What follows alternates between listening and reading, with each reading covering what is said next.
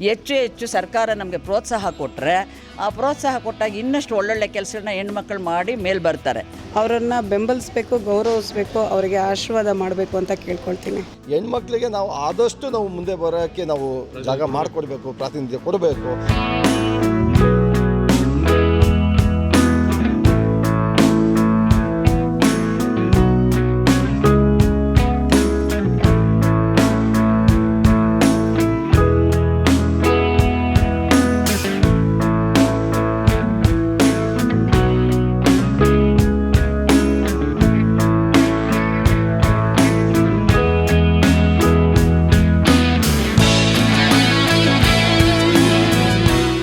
ನಾವೊಂದು ಕಾರ್ಯಕ್ರಮ ಮಾಡ್ಬೇಕಂದ್ರೆ ಆಗೋದಿಲ್ಲ.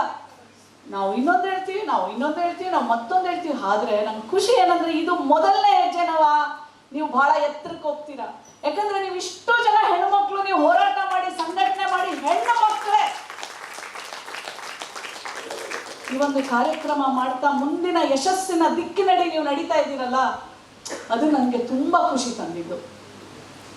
ಮತ್ತೆ ನಮ್ಮ ಪ್ರಭಾವತಿ ಅಕ್ಕ, ನಾನು ಕಾಂಗ್ರೆಸ್ ಬಂದಾಗಿಂದ, ನಾನು ಕಾಂಗ್ರೆಸ್ ಪಕ್ಷದಲ್ಲಿ ಕೆಲಸ ಮಾಡ್ತಾ ಬಂದಾಗಿಂದ ನಾನು ನೋಡಿದ್ದೀನಿ. ತುಂಬ ಕಷ್ಟಪಡ್ತಾಳೆ ತಾಯಿ. ರಾಜಕಾರಣದಲ್ಲಿ ಹೋರಾಟ ಮಾಡಿದ್ದಾಳೆ, ಕಾರ್ಪೊರೇಷನ್ಗೆ ತಾನು ನಿಂತ್ಕೊಂಡಿದ್ದಾಳೆ ಎಲೆಕ್ಷನ್ಗೆ. ಮತ್ತು ನಮ್ಮದು ಸಹಕಾರಿ ಬ್ಯಾಂಕಲ್ಲೂ ಸಹ ಅವರ ಅಧ್ಯಕ್ಷರು. ಭಾಳಷ್ಟು ಹೆಣ್ಣು ಮಕ್ಕಳನ್ನು ಜೊತೆಗೆ ಹಾಕ್ಕೊಂಡು ಊರು ಕೇರಿ ಸುತ್ತಿ ಸಂಘಟನೆ ಮಾಡಿದ್ದೀರ ಅಕ್ಕ ನೀವು. ಪ್ರತಿಯೊಬ್ಬ ಮಹಿಳೆನೂ ಅಹಲ್ಯಾಬಾಯಿ ಹೋಳ್ಕರ್ನ ಧಾರ್ಮಿಕ ಶ್ರದ್ಧೆ, ರಾಜ್ಯದ ರಕ್ಷಣೆ, ಇವರೆಲ್ಲ ಕುಟುಂಬದ ರಕ್ಷಣೆ, ಇವರಲ್ಲಿ ಅವಿರತವಾಗಿ ಆಕೆ ಹೇಗೆ ಸೇವೆಯನ್ನು ಸಲ್ಲಿಸಿದಾರೋ ಅದೇ ರೀತಿ ಪ್ರತಿಯೊಬ್ಬ ಹೆಣ್ಣು ಮಕ್ಕಳೂ ಸಹ ಆಕೆ ಆದರ್ಶವಾದ ಗುಣಗಳನ್ನು ಅಳವಡಿಸ್ಕೊಂಡು ಅವ್ರ ಬದುಕಿನಲ್ಲಿ ಸಾರ್ಥಕ ಮಾಡಿಕೊಳ್ಳಿ ಅಂತ ಈ ಹೆಣ್ಮಕ್ಳಿಗೆ ನಾನು ಆಶೀರ್ವಾದ ಮಾಡ್ತಾಯಿದ್ದೀನಿ. ಇದು ಇನ್ನೂ ಬೆಳಿಬೇಕಾದ್ರೆ ಸರ್ಕಾರದ ವತಿಯಿಂದನೂ ಈ ಸಂಘ ಸಂಸ್ಥೆಗಳಿಗೆ, ಹೆಣ್ಮಕ್ಳ ಸಂಘ ಸಂಸ್ಥೆಗಳಿಗೆ ಹೆಚ್ಚು ಹೆಚ್ಚು ಸರ್ಕಾರ ನಮಗೆ ಪ್ರೋತ್ಸಾಹ ಕೊಟ್ಟರೆ ಆ ಪ್ರೋತ್ಸಾಹ ಕೊಟ್ಟಾಗ ಇನ್ನಷ್ಟು ಒಳ್ಳೊಳ್ಳೆ ಕೆಲಸಗಳನ್ನ ಹೆಣ್ಮಕ್ಳು ಮಾಡಿ ಮೇಲೆ ಬರ್ತಾರೆ. ಈಗಾಗಲೇ ರಾಜಕೀಯದಲ್ಲಿ 33% MLA MP ಸೀಟ್ ಕೊಡಿ ಅಂತ ಗಲಾಟೆ ಮಾಡ್ತಾರೆ. 50% ಕೊಟ್ಟಿದ್ದ ದಿವಸನೇ ಇಡೀ ಭಾರತ ತುಂಬ ಅಭಿವೃದ್ಧಿ ಆಗೋದು. ಹೆಣ್ಮಕ್ಳಿಗೆ ರಾಜಕೀಯದಲ್ಲಿ ಪ್ರಾತಿನಿಧ್ಯವನ್ನು ಹೆಚ್ಚು ಕೊಟ್ಟಾಗ ಹೆಚ್ಚು ಅಭಿವೃದ್ಧಿ ಆಗೋದಕ್ಕೆ ಸಾಧ್ಯ ಆಗುತ್ತೆ. ಈಗ ಇವರು ಶ್ರೀಮತಿಯವರು ಬಂದಂಥ ನಾಗಲಕ್ಷ್ಮಿಯವರು ಎಲ್ಲ ಬಂದು ಒಬ್ಬೊಬ್ಬರು ಅಲ್ಲಲ್ಲೂ ಇಲ್ಲಿ ಮಿಣ್ಕಂತಿರ್ತಾರೆ. 50% ಹೆಣ್ಮಕ್ಳಿಗೆ ರಾಜಕೀಯದಲ್ಲಿ ಪ್ರಾತಿನಿಧ್ಯತೆಯನ್ನು ಕೊಡಬೇಕು ಸರ್ಕಾರ ಅಂತ ನಾನು ಆಸೆ ಪಡ್ತೀನಿ. 50% ಕೊಟ್ಟಿಲ್ಲ. ಎಲ್ರಿಗೂ ನಮಸ್ಕಾರ. ನಾನು ಅಹಲ್ಯಾಬಾಯಿ ಹೋಳ್ಕರ್ ಪ್ರೆಸಿಡೆಂಟ್ ಮಾತಾಡ್ತಾ ಇದ್ದೀನಿ. ಮೇಡಮ್ ಅವ್ರು ಹೇಳಿದ್ರು ಸಂಘ ಸಂಸ್ಥೆಗಳಿಗೆ ಎನ್ಕರೇಜ್ ಮಾಡಬೇಕು ಅಂತ.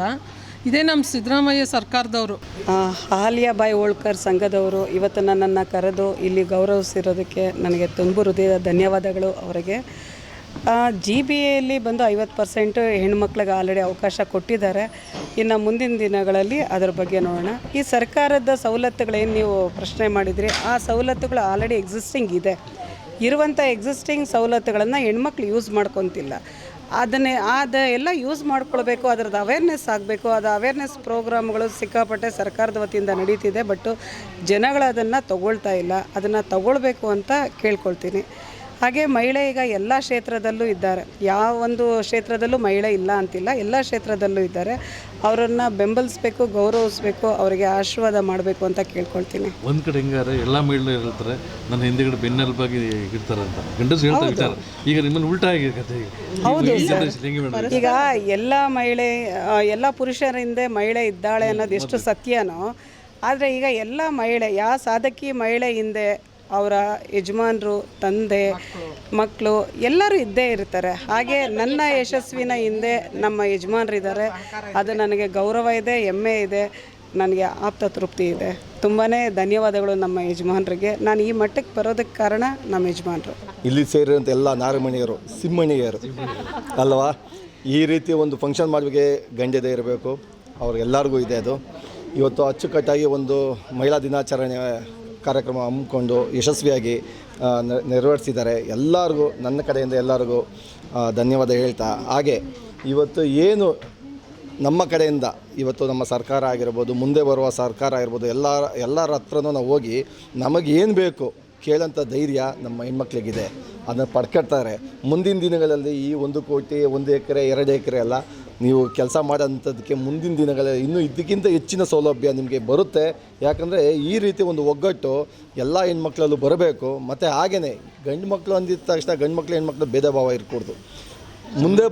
ಮುಂದೆ ಬರ್ತೀನಿ ಅಂತ ಹೆಣ್ಮಕ್ಳಾಗಿರ್ಬೋದು ಗಂಡು ಮಕ್ಕಳಾಗಿರ್ಬೋದು, ಅವರು ಹೊಂದಾಣಿಕೆ ಇದ್ದರೆ ಮುಂದಿನ ದಿನಗಳಲ್ಲಿ ಬೆಳವಣಿಗೆ ಆಟೋಮೆಟಿಕ್ಕಾಗಿ ಬರುತ್ತೆ. ಎಲ್ಲರಿಗೂ ಬೆಳವಣಿಗೆ ಆಗಬೇಕು, ಹೆಣ್ಮಕ್ಳು ಮುಂದೆ ಬರಬೇಕು. ಮತ್ತು ಎಲ್ಲ ಕ್ಷೇತ್ರದಲ್ಲೂ ಹೆಣ್ಮಕ್ಳು ಬಂದು ಉದ್ಯಮಗಳನ್ನು ಅವ್ರು ಯಾವಾಗ ನೋಡ್ಕೋತಾರೆ.